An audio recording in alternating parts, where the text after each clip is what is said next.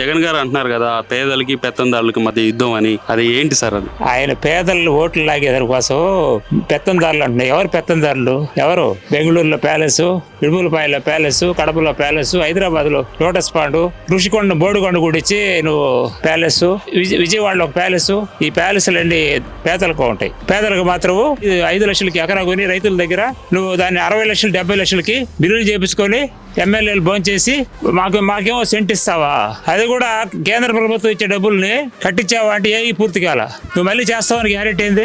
అసలు ఏ విషయంలో జగన్ రోడ్డు తట్టడి మట్టేసాడా? 2024లో నెల్లూరు సిటీలో ఎమ్మెల్యేగా ఎవరు ఉండబోతున్నారు సార్? 100% నారాయణ సారే. దాంట్లో తిరిగేలేదు. వాళ్ళు ఎవరు వచ్చి జగన్ వచ్చి నిలబడ్డా, ఎవరు వచ్చి నిలబడ్డా ఇక్కడ గెలిచేది నారాయణే, నారాయణే, నారాయణే. ఎందుకంటే మనం అనుకోని అతిథి వచ్చి ఇన్ని వేల కోట్లు అభివృద్ధి చేసి చూపించడానికి ఇచ్చిన అవకాశాలు. అందువల్ల తప్పనిసరిగా ఒకసారి పొరపాటు చేశాం. ఈసారి ఆయన్ని బంపర్ మెజార్టీతో గెలిపిస్తారు.